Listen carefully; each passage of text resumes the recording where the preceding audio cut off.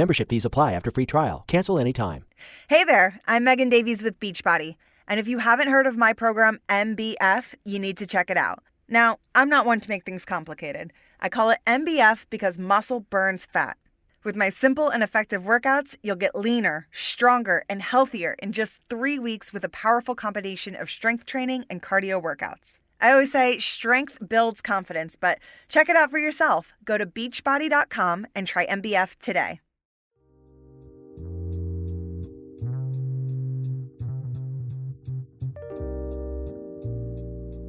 Hello, and welcome to the Proactive Caregiving Podcast. As a CPA with over 20 years as an industry accountant, Jessica stepped away from the corporate world to become a full-time caregiver for her mother. Having learned invaluable lessons along the way, she is now here to share those with you and to invite you to join her on this caregiver's journey. Here is your host, Jessica Cannon. Hello, everybody. I'm so glad you're here with me today. I am the Proactive Caregiver, and I specialize in educating others on how to be proactive by empowering you, the caregiver. If you cannot take care of yourself, then you cannot take care of your loved one. You know, part of self-care often begins with peace of mind. Many years ago, I sat at Mom's kitchen table with her and an eldercare attorney. She asked to remain in her home as long as possible as we created these caregiver compliance documents. Since we helped her to downsize, it became what we initially intended it to become. But the problem was, even though she had less home to manage, I still had blind spots from the outside of her world of now isolation. If I had the knowledge of newer cutting-edge resources such as Safehouse Technologies, we might have been able to keep her in her home longer. But even after Mom moved in with us, the very same technology would have assisted us still. And now that she lives within a memory care community, I find the need for the technology yet again. This is why I wanted to have today's guest shed some light for caregivers who need to help keep their loved ones living independent longer. Today, John Griffiths joins me, who resides in the UK.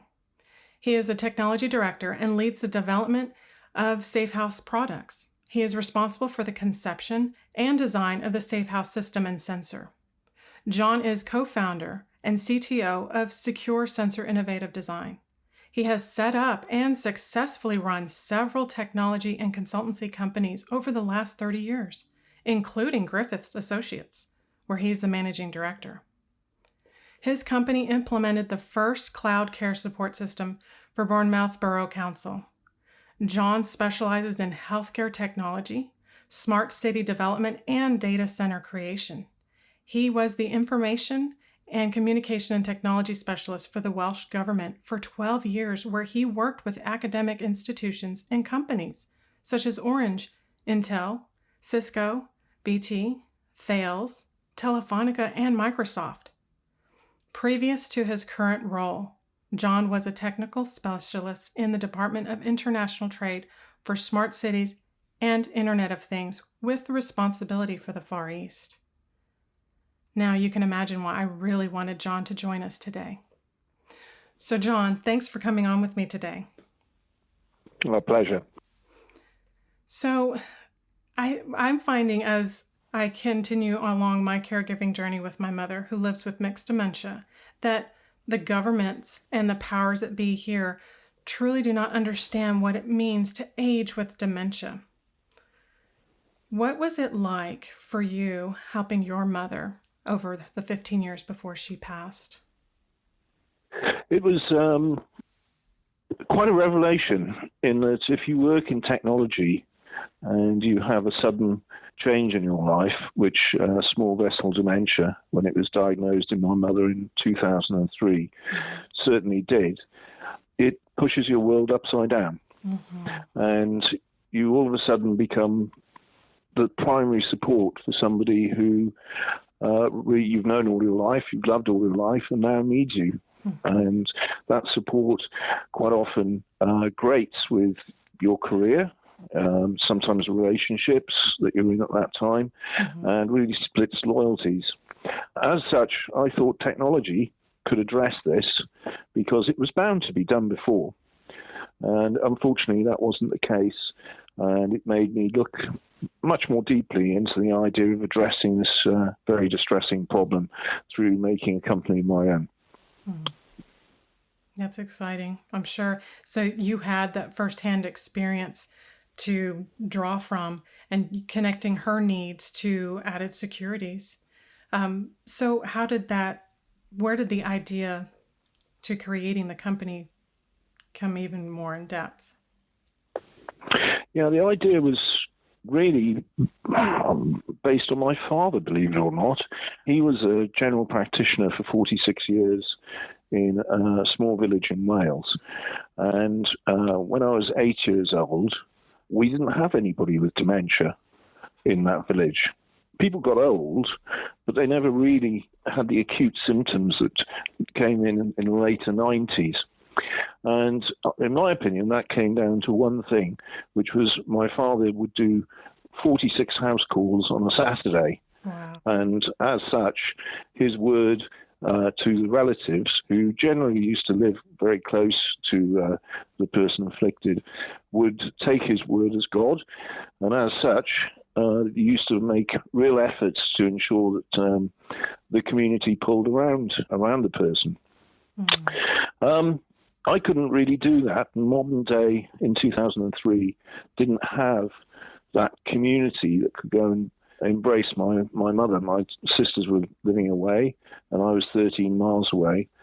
So, as such, I looked into technology, and more importantly, affordable technology that could effectively work and really maintain my mother's quality of life in her own house, but more importantly, keeping me and my family informed of any deteriorations or issues and have confidence that she was safe. Hence the reason Safehouse. Yes, and that's the safety. It becomes such a peace of mind. I know it always stressed me and concerned me when I would attempt to do some of the well checks during the day while I was working, and I called to check in on her. And I would always get that "I'm fine" response. But then once I appeared to her at her house, stepping in, just within the first few moments of stepping into her house, it was clear that her living conditions were not fine. So as you started to develop this technology, I think about how many different routines that we have and that sometimes come second nature or muscle memory for our daily habits. Can you explain a little bit to me about how the technology works for those unforeseen variables in our homes to make them safe? Yes, it comes down to some very basic things which you need to sense. With a modern telephone, you don't know, for example, what the position the person is living in. If they decide that their future is one of going into an institution or the fear of leaving their own home, quite honestly, they all quite embellish the reality and believe that they're living in a healthy, normal lifestyle because they are terrified of being changed. Something I think is actually very fundamental to dementia becoming considerably worse. So the first things we did was we created Safehouse, and it's a small, inobtrusive white box, really. And what it did was it picked up the basics, and the basics are whether the electricity is on, whether the temperature is adequate, not too hot, not too cold, and the humidity in the property itself, which would then obviously exacerbate things such as COPD and other respiratory illnesses. Right. We realized also that one of the most important things was to have a product which essentially would start before the person may be infirm. So it had to be completely acceptable to the user, as in being non-threatening. It had to work, and work very efficiently, being remotely configured. But most importantly, it had to be extendable, so that as the requirements of the individual become more oppressive to the carers in the fact that they've got to do a lot more things to keep them safe, then what you really need to do is have other sensors which could then connect to the platform and then give not only carers but loved ones, or indeed anybody who has permission, the ability to interact with other loved ones in sort of a WhatsApp environment to sort of check that things have been done. So, and then finally, to be able to have battery-powered sensors, which you could then build on an open source platform. So if there wasn't a sensor that did exactly what you wanted off the shelf, then a company could build them and install these on top of Safehouse sensors. And this is really the beauty of the product, and got us to the Smart City Expo finals in Barcelona in 2015. And since then, we've been building sensors which connect to Safehouse, and they do a variety of things, which means that you can, in many ways, people don't get old overnight. Right. So you can slowly increase the ability to monitor, although monitor is not a very good word, more like keep, basically to make sure that the person is well. You need to know maybe other things, such as movement, such as have they fallen, and have they gone out and not come back. And all these things normally can only be undertaken by somebody who's actually there. Right. So you can build sensors which effectively make you being there, but without spying on people. Right. And that was always a concern of mine, is when I thought about, wouldn't it be so convenient if I had cameras, for example, in our house? Then I got nervous at the thought of what would I actually see on those cameras? And would she actually feel like she still had a sense of privacy? Yeah. Under no circumstances do we use or visual cameras in properties. They're not something we condone. It's the biggest invasion of private privacy, and effectively it takes the independence away from the person. In that, if they have to be watched, what are they being watched for? And it sometimes creates a psychosis that people will start becoming paranoid. The way we approached it is to use a combination of movement sensors. So those sensors basically pick up light level, movement, sound level, temperature, and humidity. And then we actually install, or they can be installed, should I say, in the property in certain places. So you don't have to have sensors in certain rooms, such as bathrooms, just in case somebody's fallen out over.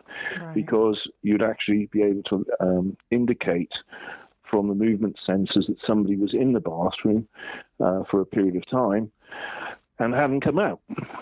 So in which case you don't need a sensor in there to do that. You can actually, using big data, you can actually indicate where somebody is in the home and if they're active. And this generally, I'm not sure, Jessica, it's in your experience, but certainly in mine, every morning the fact Mum had got up was a bonus. I knew that. And the fact that she opened the door to somebody, maybe the mailman, or something of that sort, was always a bonus. So each day it built up your confidence that things were fine, and also created a conversation that you could have with her, which actually meant it was very therapeutic talking to her and being able to relate to what she's done during the day. And if obviously somebody was sessile in front of the TV all the time, maybe that's, they need more stimulus, more interest. So you can really react towards the person in a much more full and colourful way, really, a meaningful way. So you can then turn around and hopefully she'll have a long and happy life.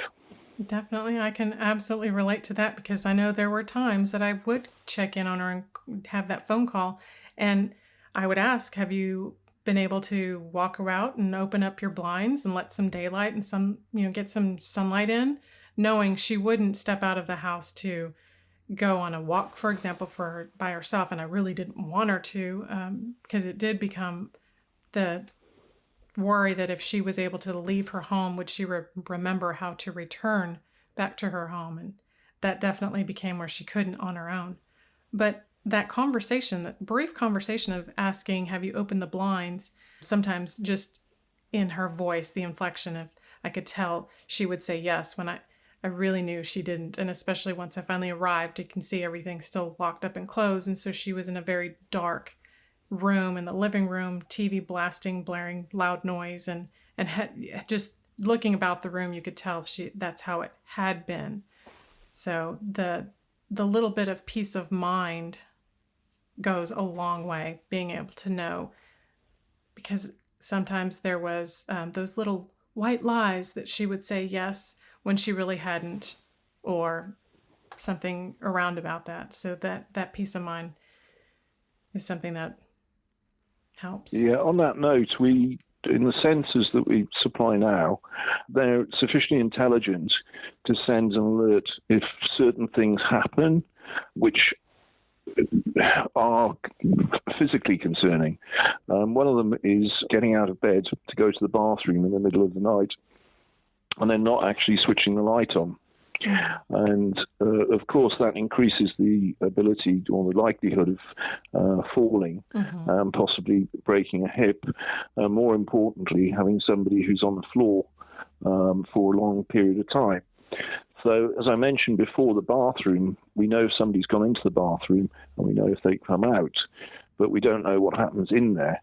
But if somebody was to spend a long period of time, or had the corridors to the bathroom had no lights on, or indeed weren't making an unusual noise, such as screaming, then that would automatically be picked up and be given to all the carers and who have the Safehouse app. So they could then communicate, very similar to WhatsApp, and say, "Hi guys, I've gone in, she's fine, just got a bit scared because she saw a mouse," or something of that sort. Or alternatively, what somebody has done to mitigate the issue. And quite often mitigating the issue is just saying hi and how are things, as I'm sure you know. One of the things we did find is that, and I think it's quite a popular misconception, is that when people get up during the day or during the morning, that they quite often feel drowsy. And this applies to not just elderly people, but all people. And what we've been incorporating is a CO2 sensor. And a lot of people, elderly and young, close windows, and then as a result, after sleeping for 8 hours, have a very high concentration of CO2, which reduces the cognitive facility of the individual. And as such, yet again, with darkness, with maybe getting up and it's cold, all of a sudden increases the risk of falling hugely. And we believe that CO2 sensors are very, very effective in making sure that people are more alert and they have better night's sleep. Because I'm sure, Jessica, with your mother, whenever you said, "Do you sleep well?" she always did. Right, but that's not always the case. And sometimes she would sleep for well over 12 hours and still not be rested. When I would enter her house, that was one of the things that was very alarming to me, is being able to smell.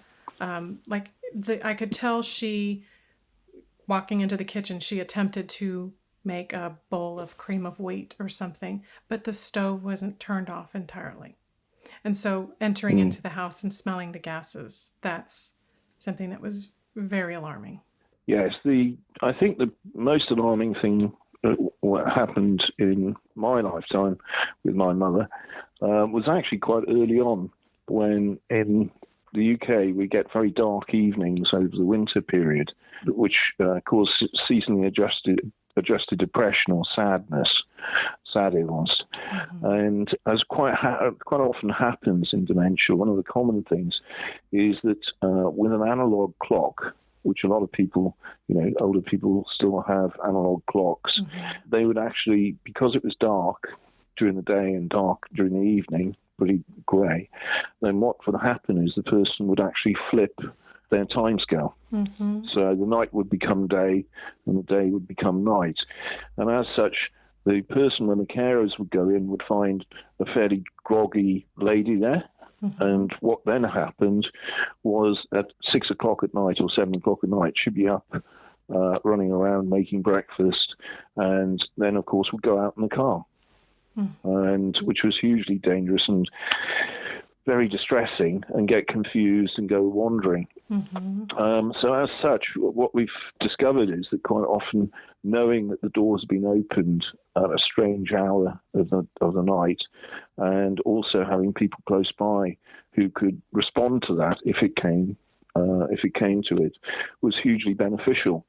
And one of our clients actually started doing this, and the social services started responding to the actual fact that they were leaving the house at 10 o'clock at night or opening the door at 10 o'clock at night, not necessarily leaving it, but they were inviting in people who were undesirables to come and have tea because they were lonely.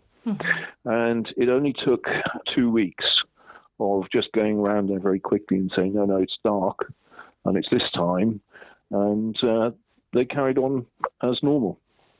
While the option was secure accommodation, which isn't very good, really. Right. Well, and that eventually that happened for us, and it actually became her reality just because of the wandering. We did experience a lot of that where she would sleep during the day, and her days and nights did get flipped around, and the evenings where she should be relaxing and maybe getting ready for bed and trying all the other things that we would encourage her to do, or what we would normally do. Let's take a hot bath or hot shower or something. Let's relax. Let's have maybe a warm bedtime snack or something to soothe. But her energy was quite the opposite, where she was what we would refer to as some of the sundowning. And so she would be more talkative and chatty and ready to begin the day, but it was already evening when myself and other carers are ready to relax and start to end their days.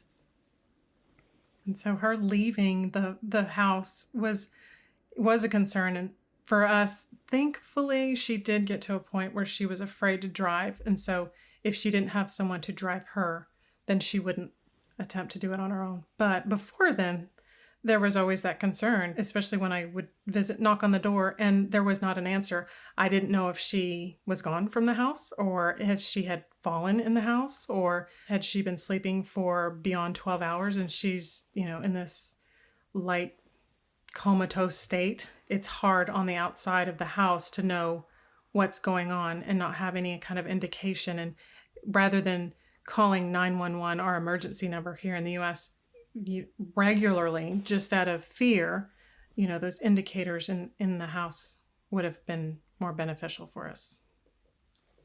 Yeah, I think you're being you're missing a bit there, Jessica, which is the bit that you always dreaded the call.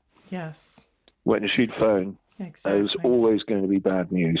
Yeah. There was never anything positive coming from that call. And that, certainly in my case, affected work, marriage, all sorts of things, because you never switched off. Mm-hmm. It was impossible. Exactly. And I think what people they do realize as soon as they have the issue, mm-hmm. but what people don't realize generally is the amount of stress that it puts through to the relatives who are normally about 40, 50, 60, mm-hmm. and the actual health implications it has on them. Right. Both mentally and physically, and let alone the idea of careers and how you can't perform as well as you used to. So we addressed this by using the Safehouse app, which allowed the circle of care, as we call it, those people who'd been given permission by my mother to actually download the app, but they download the app for free, and then they would take my mother's details and add a club card number to it, which only she had. So she could only give it to people she wanted to, empowering her over her actual destiny as to who she wants to see. And as a result, those people could speak together and address things like, walking the dog even, mm-hmm. or making sure that, there was sufficient milk in the house. Right. Things that otherwise become such a huge issue that you're chained to your mother, and then you resent the fact you're chained to your mother. Or in some cases, I'm sure that's true. I certainly didn't. But so, yeah, I think there's two sides to the argument with technology. There's a technology that assists to keep your mother safe at home. Mm-hmm. There's also the technology that gives you peace of mind that if it's not you, somebody else is at least there. Absolutely. And so that phone call is no longer dread, it's actual joy. And that was always a major part of our philosophy, is that if you're in that situation, what would make you perform better in work, go on holiday and not worry? What can we do in technology to do that? And I think that's half the battle, really. It is. I'm glad you said that, because I did experience that. And half the time I knew I needed to call and check in. And many times I avoided it just because I was afraid of what I'd hear on the other end. If it was anything from an actual need, not an emergency, but an actual need, to wanting her to just say she was fine, and knowing that she wasn't majority of the time, I wanted really badly to believe it, just because it relieved a little bit of stress, but that never turns off. And even if I could, eventually when she moved in with us, and getting her into that safe place at night in her bedroom, and knowing that she was under our roof and I could be able to detect more things, it still was that point where I can't be up 24/7. I mean, eventually I myself need to sleep and get rest and restore. But areas, like you said earlier, the sleeping at night, I didn't know how good sleep she was getting, how bad sleep, if she was getting up in the middle of the night. We were still in the same cycle, and I was sometimes afraid of closing the door of our bedroom to sleep at night, just so that I would not be interrupted. But in that case, you need to be. And so now with her in her facility, I'm finding I'm back in that same situation where I'm on the outside again. And although she has care there, it's not as routinely as I would like. And so having something to help monitor in her room, I'm back in that same cycle of I need that added help again. Yeah, it's interesting you say that, because we organise in the UK. There's a lot of emphasis on the ageing population at the moment, and one of the main concerns is falls. Mm-hmm. And so we've won a competition called the Can-Do Technology Competition in Scotland to develop a falls detector, which we've now got in beta, which doesn't use cameras, doesn't use Wi-Fi, and doesn't use a wearable.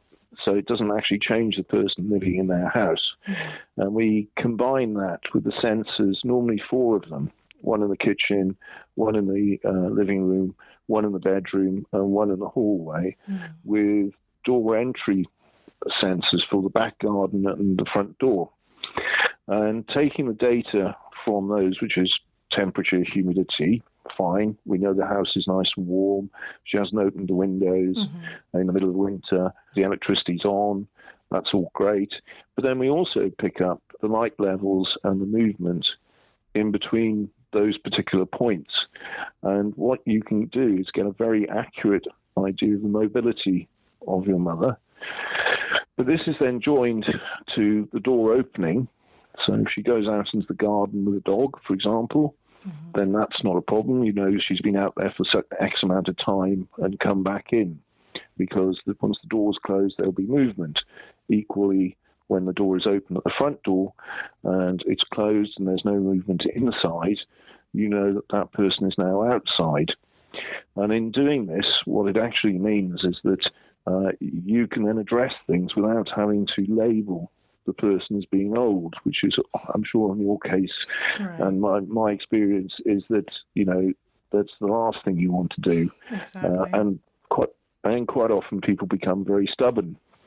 So the whole ethos behind Safehouse was to make sure that the person didn't get a stigma of being old, and therefore confidence was higher. The conversations with the relatives were more based on fact. And we finally put into place quite an interesting enhancement for Safehouse in the fact that if you walked in with the app, it would pick up the Bluetooth beacon from Safehouse. So anybody who went in who had downloaded the app, who was a carer, it automatically got registered that somebody had visited, even though they didn't do anything. You know, as in write down on a log or whatever.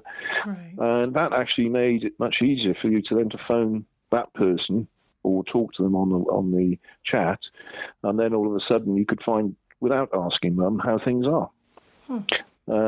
Without being intrusive into her life, and then talk about things. Well, you had a really nice, Gillian came over today. How did she get on? Well, your mum doesn't know how Gillian got there, but it does make a topic of conversation that stimulates her brain to remember that somebody had come in that day and not the day before. Right. So I think technology can be, certainly in today's technology, it can be a huge help, and it's very accessible. But I think the education of people, you normally only have two parents, so you only get two shots at keeping them safe at home. I think the education is part of the experience, is being able to take the knowledge of what's gone on before with others and to implement those systems without impinging on a person's independence or indeed their dignity, and allow them to be more confident at home forever. Yes, because there becomes the fine line between what is independence and what becomes a dependence on you. So it is very important. Yeah, I think one of the things which doesn't help that is traditional telecare systems usually are some type of pendant, and they link to a telephone, and then somebody you press the pendant and somebody speaks to you. I'm not sure that's what the normal telecare systems are back in the UK. And they're pretty, it's pretty limiting. And if you've actually got one of these, it's regarded to keep them safe, but they're only safe within the radius of the house where the pendant can work. So it actually becomes a bit of a prison. So what we've been doing is using low-power wide area network technology called LoRa, which is a free base wireless network, which is quite commonly used all over the world, especially in America and as well. And to utilize very low-power battery devices, which will enable exactly the same push button, but be much more stylish, and also when it's pressed, give the GPS coordinates of that person to a control center. Now, where that works really well is the control center can then, they know where the person is, they know they've pressed the button, and they can then phone their mobile from there. So there's no special bit of kit needed. Nice. And as such, if the person doesn't answer the mobile, then they can escalate the call. But normally, the button is no longer a panic button, but it's an assistance button. And the assistance button could be, I'm at the bottom of 21st and 4th, and I'm not quite sure where I'm supposed to go for the surgery. Right. That's a lot better than saying, I've pressed this because I've fallen over. So I think there are a lot of services which can be built on top of this to assist the aging population. Say, oh, right, you just have to go 4 blocks, 2 blocks, you're on the wrong block, go to the next block, and you're all set. Right, exactly. And it's interesting because years ago, many years before we were ever in this predicament needing this type of technology, we used to joke with each other about the commercials that would play, and it would be the necklace, just like you were referring to, the button, I've fallen and I can't get up.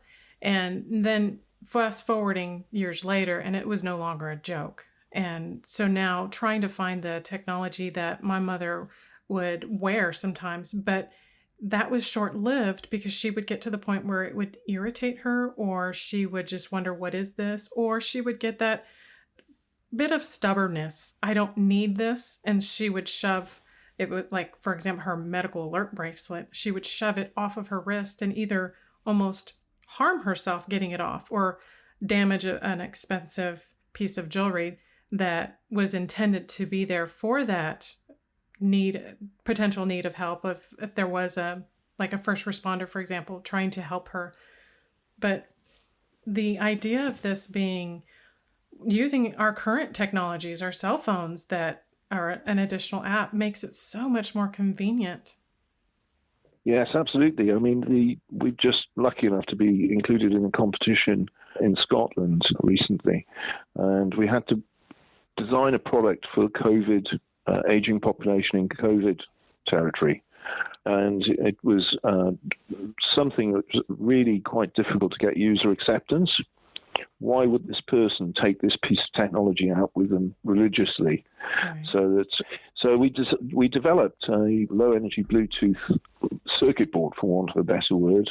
What it would do is it would inform you if somebody had the Novavirus, the NHS app, that if you came to within 3 meters of the individual, then all of a sudden the app would go off and start vibrating and give a page which would actually, you could personally put on there what you wanted. So very similar to, I might be an epileptic. Doesn't have to be an older person. So a way in which the information could be given to an individual, probably anonymously, but it doesn't have to be, because you could put your name in there. And the whole idea is then that the device would have a button on it or some type of system that would enable you to call an assistance call center. And again, it would give you the GPS coordinates. But what was really attractive about the whole thing is it was regarded as the Safehouse Shield. And the person then would feel shielded. They could go out and give the confidence to be able to go out and act in a normal way, with the added advantage that COVID itself could be, you could be shielded from COVID, and the alternative was to stay in the house and self-isolate and not see anyone, or have a shield. And in many ways, that was very well accepted as being something people would actually take with them, because the battery life was almost 12 months. Wow. And it was quite small. Yeah, we're talking about the size of, maybe 10 quarters, something like that, as in diameter and thickness. So it was a really neat way, which you could then build into maybe a brooch, or you could build it into a handbag or something. It didn't have to be a button, and that was really part of the user acceptance. It hasn't been built yet, but there's been a lot of interest in it to date, and we think maybe that's the next step forward. Absolutely. Of keeping our population mobile and interested in that. That mobility is vital. I know once my mother began to self-isolate well before her abilities were limited, you could see a drastic change in what she was capable of and what she could no longer do now. I think there's another side to that, in that if you believe everyone else's PR, then you will stop doing things. And quite often relatives think they're doing the right thing, because they say, well, don't lift anything heavy, ask somebody to do this for you, the fire's dangerous. All these sort of things take away your confidence to do that job.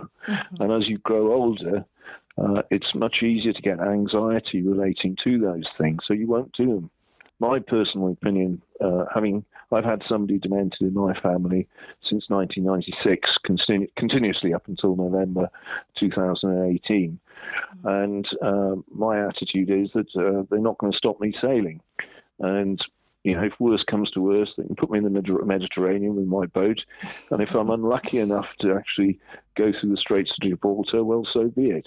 that's life. Yeah. But I can still be incredibly confused and have a lot of fun sailing around, the Mediterranean without actually harming anybody. So I think really it is the confidence to be able to do things and the self-belief that those things are still good. But when your confidence start telling you that you shouldn't be doing that because they're worried, right, I think that's a very slippery slope. Absolutely. And you can build your own confidence when you are able to provide, like you said, if it was a piece of technology that could possibly be in a brooch or in a purse, then they can take that with them and not even realize, and still maintain that confidence. Absolutely. I love that. And so one of the things I'm excited about is the proof is often in the details. And one thing I read over the material this last weekend was that the hospital admissions had reduced by 41%, and the general practitioner visits reduced by 17% by having the technologies. And that's amazing. It was quite surprising to us because we didn't ask for that report to be made. We were given it, and it was part of the 5G government test beds report, and they picked all the companies and they did this analysis on it, and it made us think, why did you stop so many secondary care, so emergency room admissions? And it became quite obvious that a lot of those admissions are associated with poor health and living conditions. And so even picking up just the temperature and humidity really all of a sudden addressed very serious problems, pneumonia, things of that sort, a lot sooner than they started presenting on the patient. And I hadn't really thought about that or even quantified it. But what happened was that this also meant that GP appointments going to see the doctor actually were reduced because the severity of the illness, or the acuteness of the illness maybe, was picked up way before it got acute with normal medication and normal changes to their lifestyle. And as such, it was really quite fascinating to find certain outcomes, one of which was a gentleman who he had a carer come in at 11 o'clock every morning. And basically, he was always very smartly dressed, etc. And anyway, we put a safe house in his property, and it soon became obvious that he was actually not very well from chest infections. And what he was doing was he would put the heating on for 2 hours before the carer turned up, and then spent the whole rest of the time freezing because he couldn't afford the bills, which is no way to live, really. Right. And so we just addressed this, and he was obviously depressed and anxious and didn't feel he could afford to keep the heating on, and that was addressed, and he's perfectly fine. We also had another situation, which I'm particularly proud of, where all of a sudden the safe house started being switching off at 10:30 at night and switching itself back on the following morning at 8 o'clock. And it started doing it once or twice, and then it started doing it much more regularly. And we discovered, because it understands that the electricity's been switched off to the unit, it was quite easy to then call social services, who sent round a memory test person who had found out that this lady is actually sitting there saying, "What day is it?" I said, "Tuesday." I said, "What date is it?" I said, 14th of February. And what year is it? And she said 1968. And what she'd done is regress back to the time when you used to unplug all sorts of things from the wall to save electricity or to be safe overnight. Interesting. Which I don't know if you remember. I remember my mother and father telling me you've got to unplug these things because you don't know what they're going to catch fire. Right. And anyway, as such, she was picked up with early stage dementia, placed on a specific drug, and she still unplugs the things on the wall, but she hasn't deteriorated at all, and is still happily, from what I last saw, living at home some 3 years later. While normally with dementia, as you know, it's a very sad, can be a very rapid decline. Yes. So I'm particularly proud about just picking up very simple things. Absolutely. If you can pick up early stage dementia simply, just think what you can do with all these other senses over time. Exactly. This data is valuable because there are so many things that people don't understand. And unless you're with that person on a 24-hour basis to actually see what is causing some of their changes, what are the triggers, it's not just all behavior related. My mother, for example, was also part of the generation where not only did we unplug things, but she would not use the air conditioning as often as possible. And here in Austin, Texas, the heat is unbearable in the summer. And there were times that she would turn it off or turn it as high up as she could so that the air conditioning wouldn't kick in. And that hot, heated house, it was no wonder she was trying to sleep majority of the time because she was always lethargic and no energy, among other things. But that's the important thing with this type of technology, is that because we don't understand, and I'm referring to dementia at this point, but there are so many other possibilities for this technology for our aging population, and even others in parents with their children that have to work, and maybe older children are at home. Either way, this is something where community for us is a second thought. We don't engage with our neighbors as much as we possibly should or could. And so there are opportunities that are missed to know what our neighbors are needing by chance. And even when COVID happened, everybody kind of hunkered down, and maybe some areas they were more thoughtful, and other areas everybody just kind of, once you opened the garage door, pulled in, closed the garage door, you were in your domain, and no one knew any different outside of your home. But these technologies are fascinating and making such good changes for all of us going forward. So what do you hope Safehouse becomes over time? Yeah, Safehouse has got because it's an open source platform, it can be deployed very rapidly. You literally plug it in and get 2 green lights, and you can over the air add other sensors. Its destiny is really to be the general practitioner that my father was. That sits there rather than just visiting once a day, maybe sits there 24/7 and giving the kind of information that always a GP, a human, can pick up, as you do or did with your mother when they went into the house. In that there are obvious things you can spot, washing their teeth in the kitchen sink, for example, or just general hoarding or things of that sort, and changes in movement and mood, and really to address those in a positive way, and using the technology to give relatives and carers and concerned people the ability to actually do the correct thing, not what they think is correct, but what is correct. True. And then hopefully giving people a happier and healthier life and a longer life, safe in their own homes. That's really where Safehouse, I'd like to see it in 5 years' time. I can see that going. I can see that, especially with the increase in numbers of caregivers. I can definitely see that being a possibility. So, John, for those of us who are interested in the Safehouse technologies for our own homes and those of our loved ones, how do we go about finding the Safehouse technology equipment? Yeah, sure. We have a website, which is www.safehouse.technology. We are negotiating with people in the States at the moment about having Safehouse over there.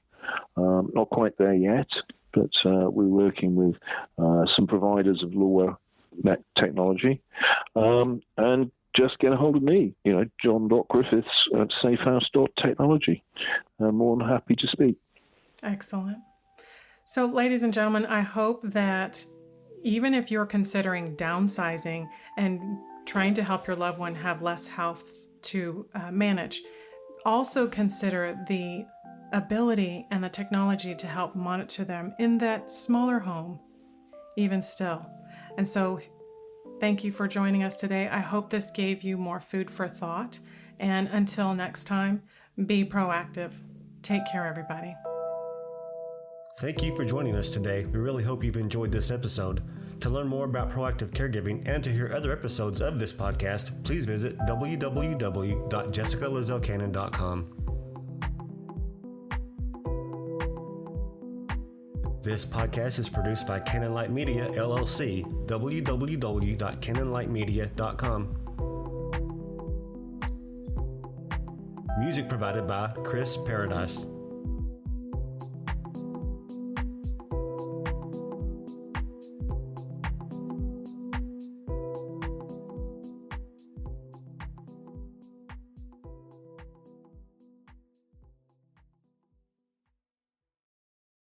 Mary redeemed a $50,000 cash prize playing Chumba Casino this year. I was only playing for fun, so winning this was a dream come true. Chumba Casino is America's #1 social casino experience. It's serious fun. With over 80 casino-style games to choose from, you too could win life-changing amounts of cash. Be like Mary. Log on to ChumbaCasino.com and give them a whirl. That's ChumbaCasino.com. No purchase necessary. Void or prohibited by law. 18+. Terms and conditions apply. See website for details. The voice in the preceding commercial was not the actual voice of a winner.